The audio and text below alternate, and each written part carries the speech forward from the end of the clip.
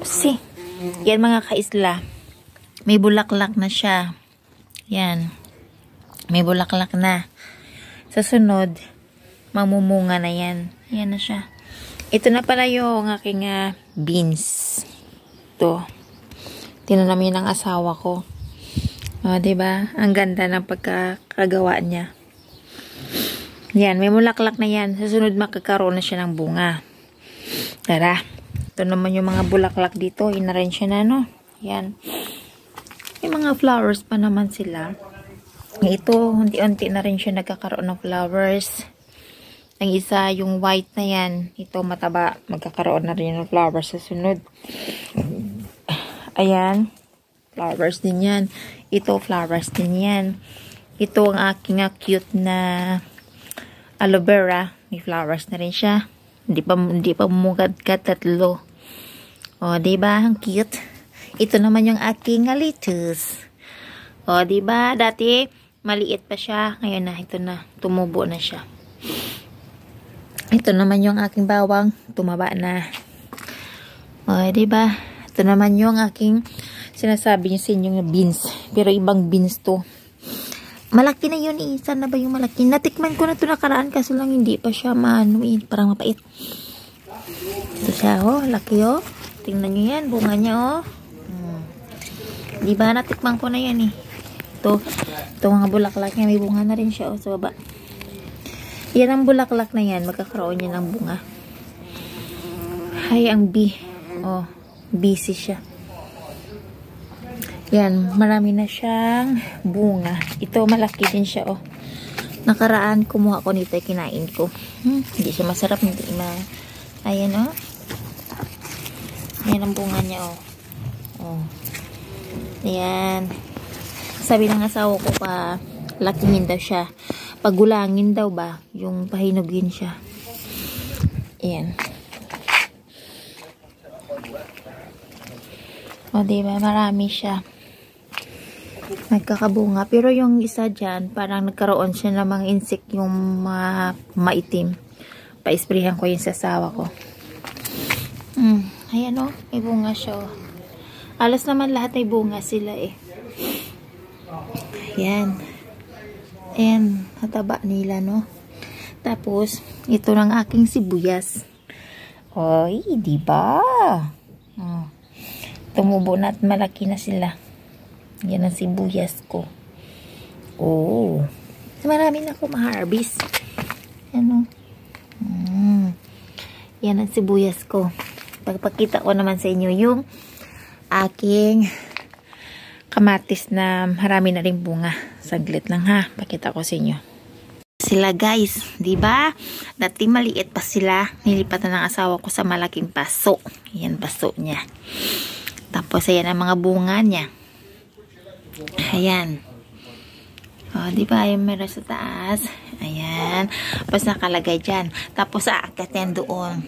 May tali yan doon eh. Doon yan. May paakyatan siya doon. Lalagyan siya ng nylon pataas. Ayan. O, diba? Ang saya. Meron na kaming kamatis. May wala pa. Ayan. Tapos, ito naman yung aking sibuyas. Oh, diba? Tumubo na. Tapos, ito na siya, oh. Isang sibuyas ko dati na binibidyo ko. Yan, pwede na siyang gulayin. Tapos, yung talong ko, natputol yung pinakadulo niya. Yan, pero tumubo naman siya, eh. Yan, tumubo naman siya. Yan, nilipat na rin ang asawa ko dun sa malaking paso. Kaya, mas okay na siya. Tapos, ito yung green pea ba? Green bell ko. Ewan ko kung anong kulay niya. Masaya na. May mga bulaklak na siya. Yan. Itong kusini ko. Bakit na nag-yellow na siya? Kasi ginalaw ko siya kasi. Yan o. Kusini ko malaki ng tuy-tuy niya. Yan. Yung isa that one o. Ang bulaklak na siya. O, diba? Ito naman yung ano ba klase nitong kalimutan kong gulay na to eh. Ano ba tingnan ito pangalan nito? Ah, cucumber. Ay, may pangalan siya. Kasi pag tinanim niya, may pangalan siya. O, di ba ang cucumber ko, mayroon na siyang tuy-tuy din. Yan o. Oh. Tapos, aakyat din siya doon, no. Tatalian. Tapos, aakyat na siya doon. Ganyan lang siya. Tapos, yung bulaklak naman ng asawa ko nga itatanim sa garden. Yan na, oh. Namulaklak na siya. Unti-unti na. Ililipat yan doon sa garden sa harapan. Doon siya itatanim. Yan. Oh, meron siya. Ito din yun. Malaki din siya na bulaklak. Ililipat niya doon. Sila magkakasama. Ang akin naman, parsley. Yan lang siya. Ito pa siya, oh. Pero, sabi ko sa asawa ko, huwag itapon eh. Kasi maganda yan eh. Yan. Ano ko nga to siya. Ililipat ko sa malaki. Yan oh, sayang to eh. Yan ang parsley ko. Oh. Itong bulaklak na to, maganda yan. Matabang mataba yan na pukulay puti. Yan yung bulaklak niya. Natumba lang yan nung umulan-ulan dito ng November. Ay, nabigatan na tumba. Basta ang cute ng kamatis ko. Yan ang kamatis ko. Yan lang po ang aking kaganapan. Ito, ang aking mga bulaklak na to. Magaganda yan mga flowers niya. Ililipat din yan dyan. Doon sa harap na yan. Doon sa circle. Doon yung bulaklak. Ililipat. Yan. Yung mga sinampay ko. Para nasa probinsya, no? Mga panty ko nandyan pa. Ay, pasyensya na kayo. Ganun kasi dito. May sampay-sampay. May ipit-ipit. Yan yung mens ko. Pinuputol ko ngayon dito sa para magkaroon na siya. Marami na siyang mga babies na tumubo. Lilipat na rin yan natin sa susunod sa malaking paso. Para kapag winter, kahit mamatay man, meron pa siyang tutubo ulit. Yung rose ko, yan, nangalansay na. Ito naman yung watermelon ko. Yan, oh. Maliit pa siya, eh. Yan. Ito nga pala, mga guys. Yung mga vitamins nila. Tagtimba-timba ang binibili ng asawa ko. Yung kumilaman pa yata ito, eh. O, yan, oh. Yan, oh. Yan. Vitamins na ng mga bulaklak. Kumbaga, abono. Yan, binibili niya yan ng isang timba. Ang atin naman fig, malaki na. Pero konti lang po yung bunga niya. Ayan lang, konti lang. Hindi na siya namunga ulit. Pero okay na rin yan. Pero nakaraan, dami ko nakuha dito. Yun, wala na. Yun na lang siya, oh. Baka sa sunod na taon, marami naman siyang bunga. Ay, yun yung flowers dating pinipicturan ko. Wala na. May konti na lang nga yellow. Puti. Sa kapitbahay. Ayan. Tsaka makulimlim na. Ayan. Yan ang flowers kong isa. Tinalam yan ang asawa ko. Unti-unti na rin siya nagkaroon ng flowers. Sa sunod, marami na siyang flowers. Ito lang po guys ang kaganapan dito sa aming lugar. Sa isla ng Guernsey. Ayan.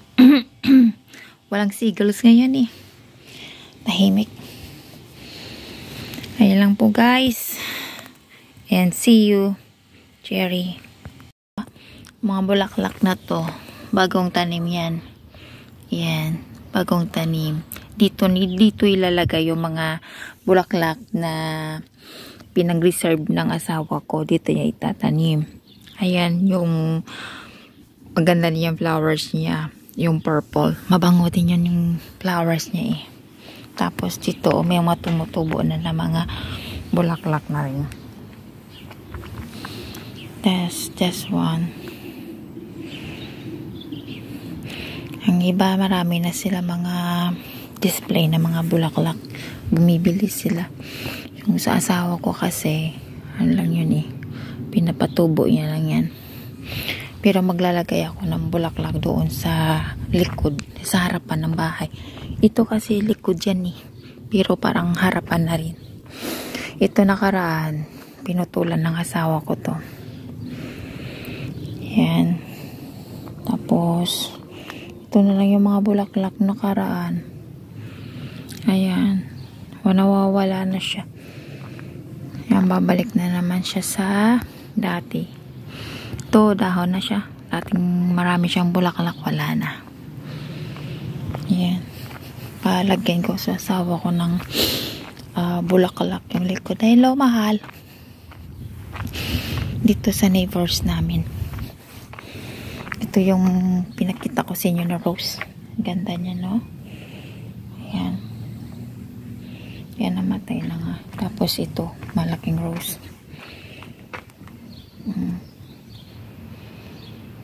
Ayan, tumutubo na siya. Yan sa kapitbahay, wala pa silang tanim. Ang iba matanim. Yeah. They are all is changing ya, mahal. Don't touch that one, mahal ko. Itong asawa ko. Napakarumi eh. Tinitingnan pa niya eh. Madumi eh.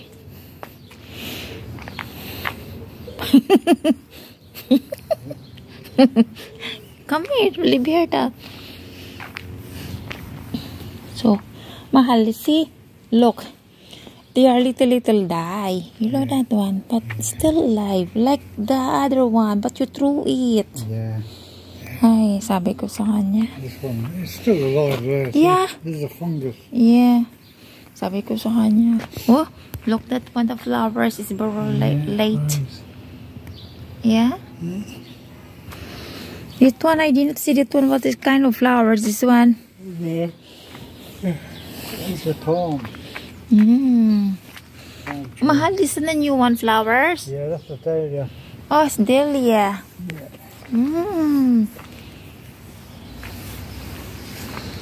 Ganyan lang kami.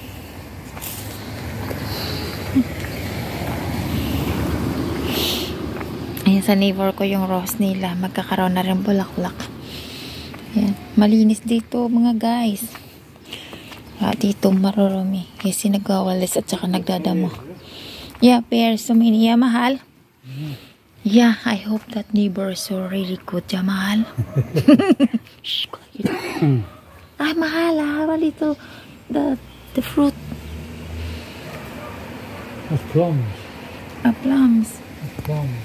Ang dami ng mga pear. Yeah.